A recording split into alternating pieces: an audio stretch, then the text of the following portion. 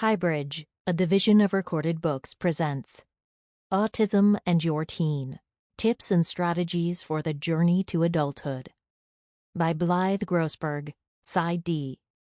Read by Gina Rogers. 1.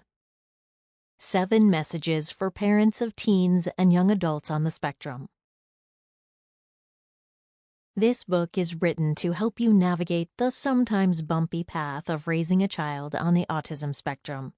Many books on the market discuss the initial steps of the long journey you will take guiding your child to adulthood, including your child's initial process of being diagnosed with autism and the process of getting services for your young child or school-age child.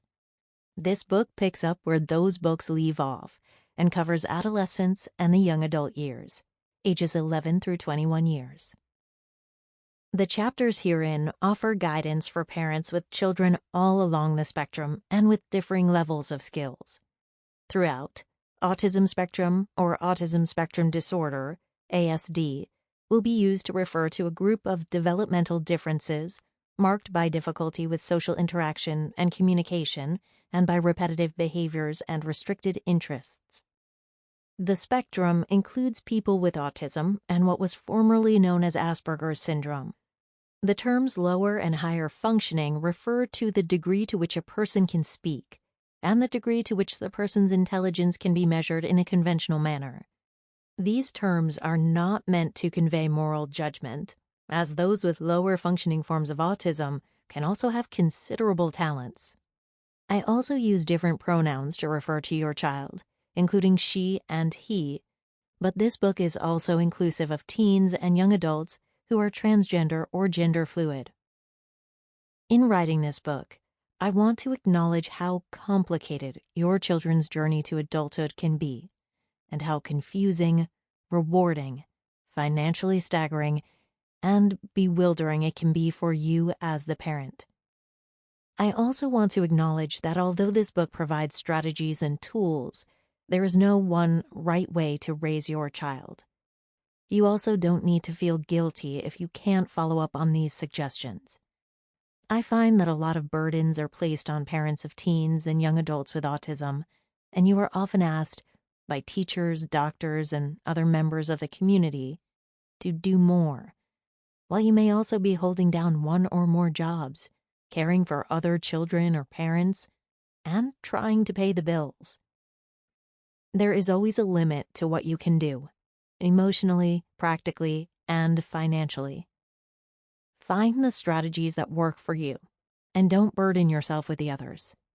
The right strategies are also the ones that work for you at that moment of your life. Some issues require immediate attention, and others can't be addressed right now. Realize that raising your child is a process, and part of the work involves recognizing your limitations and forgiving yourself for being human. When the time is right, you'll get to the strategies and stages that work for you and your child. In the process, some things may have to slide. For example, if you're facing high medical and other costs for one child, you may not be able to afford braces for your other one. If you're dealing with trying to get your teen to school, you may not be able to teach her to get dressed on her own. Prioritize what seems important, and forgive yourself for not getting to the other tasks right now. There are some messages that I will return to more than once in the following chapters, as I describe the path of your child's development at a more granular level. I hope that you can internalize these messages as you listen and as you continue along your parenting journey. Feel free to come back to these chapters anytime you need encouragement. Message number 1. Challenging years can also be years of growth. Kids do not always present with a linear path of development. Although this is true of all kids, it is particularly true of kids on the autism spectrum. As they grow older, kids with autism may develop a split between their intellectual skills and their life skills. This might be confusing for you as a parent, as you know in your gut that your child is capable of so much more, but doesn't seem to be able to thrive in everyday situations. You aren't wrong. The discrepancy between intellectual and practical skills can be frustrating, as your child might be able to carry out amazing tasks, such as multiplying 3-digit numbers in her head, while not being able to tie her shoes. Just because your child still struggles in certain areas, it doesn't mean she isn't growing. Even struggles represent growth, not stasis or staying the same. In recognizing what your child continues to need to work on as she progresses through adolescence, note what she is doing well and the ways she has progressed. It can be difficult to recognize progress when children seem to struggle with such basic skills as using money, taking transportation, or dressing themselves. It can also be tempting to compare your children with neurotypical children, children who aren't on the autism spectrum or who don't present with another form of neurodiversity or difference in a way of functioning and thinking, for whom some of these skills can be so easy. However, resist the temptation to equate difficulty with hopelessness or to lose sight of what your kids are good at. You've likely already measured growth for your child by comparing her with the way she was in previous years instead of comparing her with other children, and that's a great skill to continue. Think about your child's growth relative to what he or she did before. There will be growth, even if there are moments when it seems like your child is moving backward. Message number 2. Honor the struggle. Just because I'm encouraging you to look at your child's growth in a relative way, it doesn't mean that you shouldn't acknowledge the very real struggles that you and your children are going through. Pre-adolescence and adolescence in particular can be times of great struggle for children on the spectrum and their parents, though not necessarily for everyone. By suggesting that you honor the struggle, I mean that you should acknowledge how hard this time can be for you and your kids. Be kind to yourself and them as you go through these difficult times.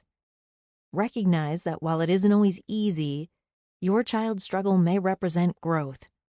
Her willingness to embrace new challenges, become more independent, and engage with others represents growth, even though these efforts might also bring complications.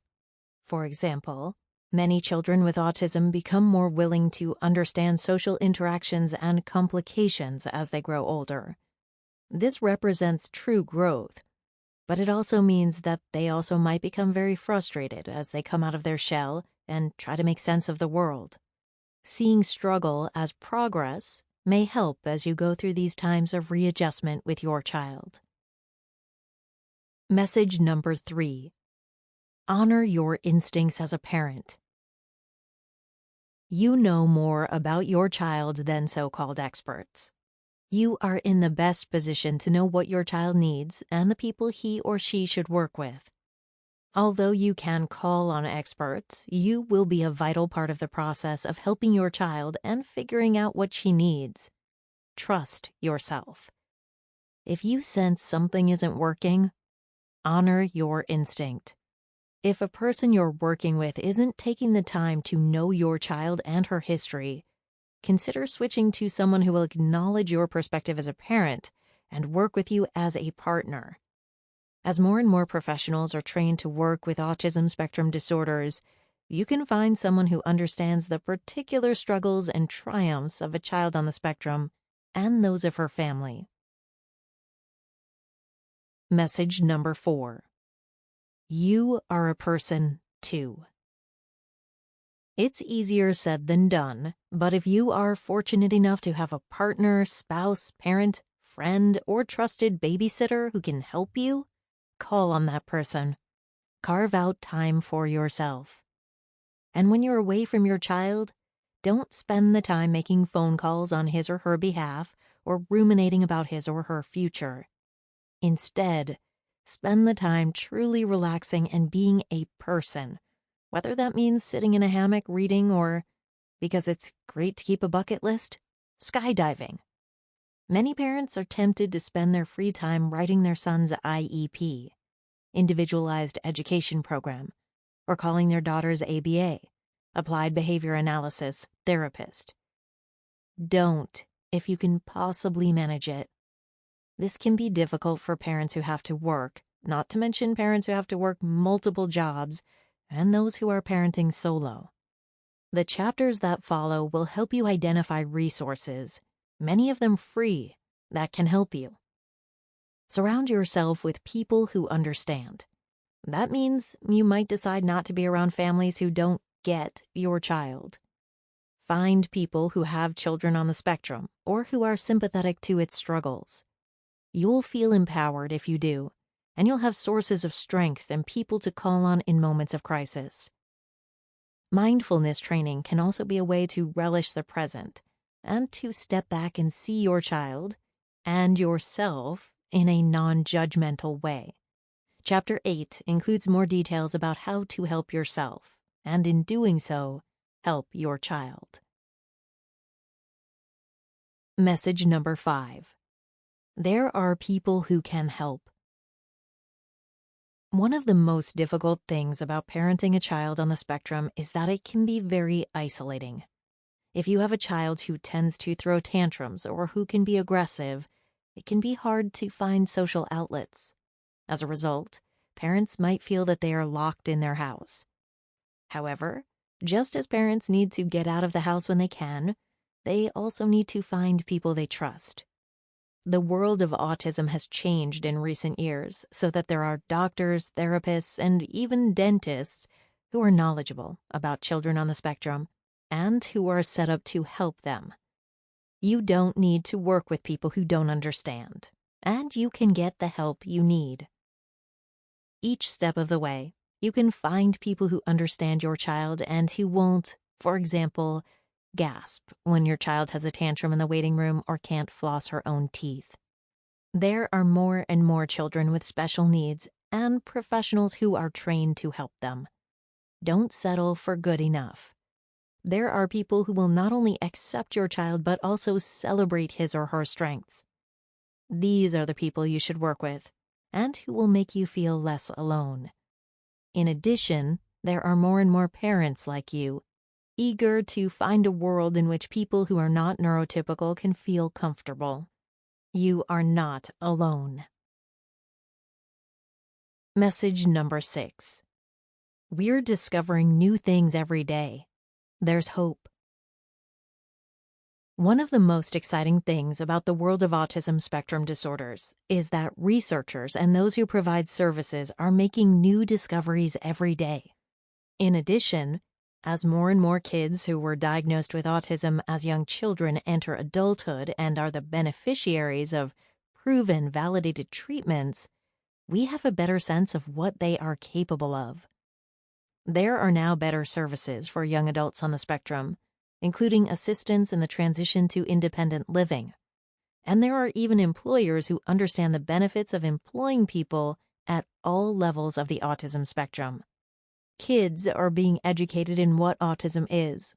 There is now even a character on Sesame Street with autism, and these kids will bring this understanding with them as they get older. Try not to see your child's situation as static. What he is today is not necessarily what he will be over time. Message number 7. Exist in the moment. At the same time that you plan for your child's future and work as her advocate, try to exist in the moment. Children on the spectrum have a way of seeing things that few other people do. Relish their perspective, whether it's spelling words backwards or figuring out how to paint their toenails. Your child is refreshing and able to appreciate the world in a unique way. Perhaps, for example, he loves the way trucks sound or can bounce for an hour without stopping on a trampoline. Take snapshots, both visual and mental, as your kids remind you of what it's like to exist in the moment. Mindfulness techniques, including meditation, can help you slow down and quiet your own thoughts so that you are more present for your child. What's in the rest of the book? The chapters that follow will help you understand the different facets of your child's existence as they move through adolescence and young adulthood, and how you can help him at each stage. Chapter 2 provides an overview of the ways in which autism and adolescents intersect, and the struggles and triumphs that many adolescents and young adults on the spectrum experience. Chapters 3, 4, and 5 cover the academic, social, and medical aspects of raising teenagers and young adults with autism, respectively, and each chapter contains stories of real parents and teens on the spectrum, as well as practical parenting strategies that are also recapped at the end of each chapter. Names of individuals have been changed or removed to protect their confidentiality, and some stories are composites of the experiences of real people. Chapters 6 and 7 include strategies for how to help your child with self-care and independence, and how to help them move toward young adulthood. Chapter 8 gives information and strategies about how you can take care of yourself as a parent, because by taking care of yourself, you will be taking care of your child. In each chapter, I discuss the ways in which your child's development may be affecting you as a parent, because your interactions and experience are vital to the life and experience of your child. I also suggest a few practical things you can do to help your child manage the life changes he or she is going through during adolescence and early adulthood. 2. What it looks like when autism and adolescence intersect. When Alex, a boy with high-functioning autism, turned 12, he started to worry. He couldn't quite pin down why he was so anxious, but he noticed he was outgrowing his clothing. When his dad explained that Alex would soon have a growth spurt, Alex imagined his clothing suddenly ripping apart and falling off. He wondered if he'd still be able to fit into his bed when the growth spurt happened. He also noticed that movies showed that teenagers had romantic partners. His dad told him that dating was for people over 16, so Alex made definite plans to have a girlfriend on the day after his 16th birthday. When Madison became a teenager, she went from doing well in school and being a peaceful kid who followed the rules to being someone who became enraged and struck her siblings. Her parents did not understand her rage until they realized, after consulting a doctor, that she had developed obsessive-compulsive disorder, or OCD, which filled her mind with anxiety and the need to act out, to rid herself of her need to repeat words and actions. Her psychiatrist said that while Madison had always struggled with some obsessions and compulsions, some of these symptoms had worsened with the onset of puberty. Brain and body factors that affect spectrum teens. In the introductory story, Alex exhibits many of the wonderful eccentricities that some teens on the autism spectrum share. Although many teens with autism can easily master the biology behind the changes of adolescence, the more nuanced details of the social and emotional changes they will go through are a bit more perplexing. However, spectrum teens may be able to weather the changes of adolescence with good grace, and this can be a time of considerable growth in maturity and skills. On the other hand, Madison's experience exemplifies the often rocky nature of adolescence on the spectrum when the hormonal, psychological, and physical changes it brings can worsen psychiatric problems and cause teens and their parents significant distress. This chapter will help you guide your teen as he or she faces the psychological changes that adolescence brings. The path of each child through adolescence is different. For many kids on the spectrum, adolescence is a time of great maturation and improved functioning. After receiving interventions such as social skills training and organizational help, some children on the spectrum are ready to thrive as they move into their teen years. However, some studies and anecdotal reports have found that adolescence is a time when behavioral and psychiatric issues for many kids on the spectrum spike. The reasons for this may stem from brain and body chemistry. Researchers such as Blythe Corbett and Tony Simon at the UC Davis Mind Institute have found that adolescents on the spectrum have a higher base rate of cortisol in their systems. Cortisol is a hormone that the body secretes as part of the so-called fight-or-flight response, and its elevation indicates that the body is under a significant degree of stress. Cortisol may have served a purpose in prehistoric times, as it readied the body for the speed it would need to either battle or flee an approaching angry mastodon. However, the higher level of cortisol in spectrum teens means that their bodies are always in a state of arousal and stress, leading to increased dysregulation. In addition, approximately 1/4 of people on the spectrum begin to have seizures during adolescence. Rates in some studies have varied from 22% to 38%. Seizure activity can be difficult to detect. Teens may show the effect of seizures through aggression or behavioral dysregulation rather than convulsions. Dysregulation refers to behavior that is outside the conventionally accepted range of behaviors. For example, hitting in response to stress is considered a form of dysregulation. Teens who are experiencing seizures might also show academic or cognitive declines. Seizures can be detected through an electroencephalogram, or EEG, and must be treated. Even though most autistic teenagers do not have seizures, it's important to be alert to this possibility and seek help if you suspect seizure activity. The practical result of this type of bodily stress is the behavior we expect from most teens: mood changes, and increased emotional sensitivity. However, there are also challenges specific to spectrum kids, including increased sensory arousal, significant psychiatric issues, and behavioral challenges. For teens with autism who can't voice or can't name their confusion over the difficulties they encounter in increasingly complex social situations, the situation can become even more inflamed. As a result of the changing nature of adolescents' bodies and brains, many psychiatric conditions can either appear or worsen during the teen years, particularly for teens on the spectrum. This does not mean that your child will develop these issues, as many spectrum teens show better functioning in adolescence than they did during early childhood or the elementary school years.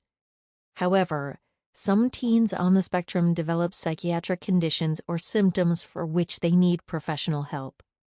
For example, many children with autism struggle with repetitive behaviors and speech, which are core features of autism, but they may also develop full-blown OCD. OCD can develop at any age, but it can be common for pre-adolescents or early adolescents to show symptoms. Although it is difficult at times to distinguish between autism and OCD, as many of the symptoms are similar, there is also a higher risk for teens with autism to develop full-fledged OCD. Because teens on the spectrum sometimes feel socially isolated from their typically developing peers, their risk for depression and anxiety grows. And it's important as parents to be aware of symptoms that could indicate depression or anxiety. These can include loss of interest in activities that your child normally enjoys, or changes in sleeping or eating patterns. For girls on the spectrum, menstruation can also bring hormonal changes that result in obsessiveness, aggression, and/or anxiety. Chapter 6 includes more details about changes you may see when your daughter gets her period. Teens who do not receive help for these issues may try to cope with them through aggression or through dangerous behaviors such as illicit drug and alcohol use. Although each teen's path to early adulthood is different, and there are many spectrum teens who stay mentally healthy and who flourish in adolescence, it is important to work with a doctor who is sensitive to your child and who knows about autism. It can be tricky to distinguish between the normal symptoms of autism and coexisting conditions, such as OCD or anxiety, so the physician you choose should be a good listener and well-trained in autism. In Chapter 5, there is more information about working with doctors and other professionals during your child's teen years. The Theory of Mind and Spectrum Teens. In addition to going through brain and body changes, teens face an increasingly complex social world. Higher functioning teens on the spectrum might be more aware of the social stresses that surround them, and the ways in which they feel socially isolated from neurotypical peers.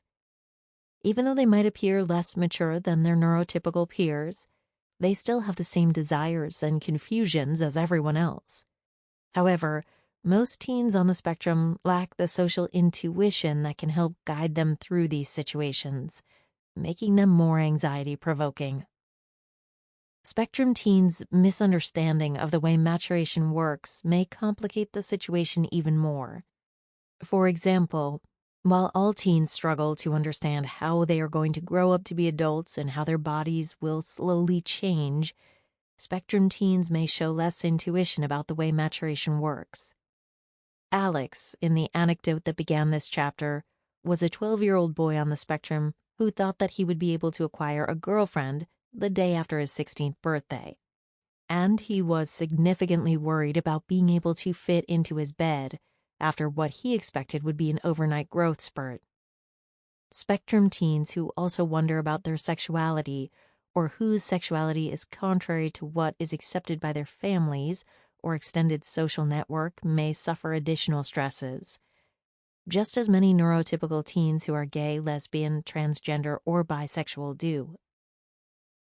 Preteens and teens on the spectrum might have been exposed to sex education in their health classes and might understand the biological realities of their maturation, such as that they will grow facial hair or develop breasts. But they might not understand the deeper realities related to these changes.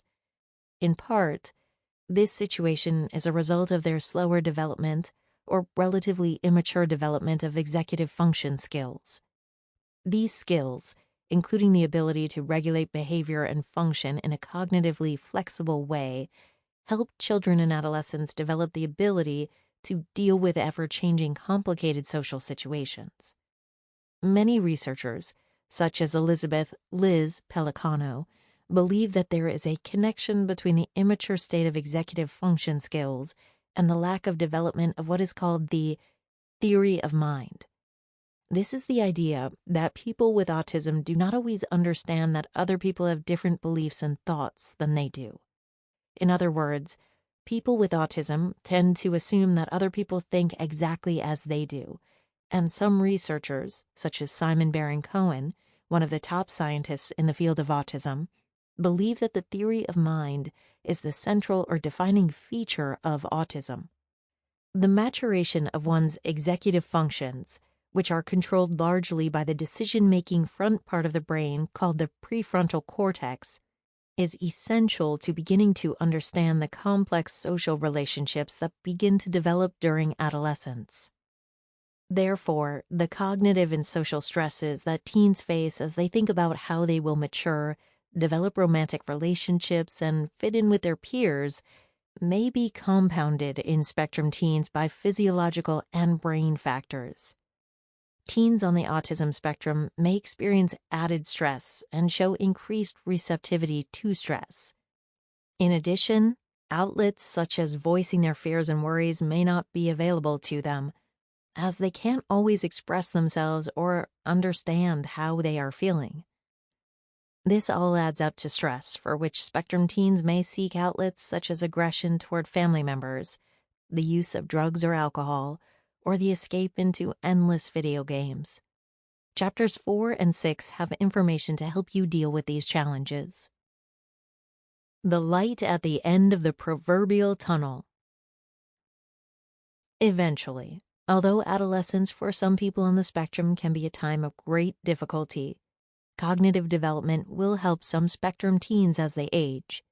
In general, teens who struggle with symptoms of ADHD, attention deficit hyperactivity disorder, such as hyperactivity, impulsivity, and inattentiveness, as many people on the spectrum do, will tend to show improvement in these areas, according to researchers such as Russell Barkley. Researchers have found that over time, symptoms of hyperactivity in ADHD slowly ebb, and that about 1/3 of adults who were diagnosed with ADHD as children will not meet criteria for ADHD in adulthood. Development of the prefrontal cortex, the part of the brain that helps people with decision-making and judgment, a process that many researchers believe does not end in adolescence but continues well into young adulthood, will help many teens on the spectrum. Sample complete. Ready to continue?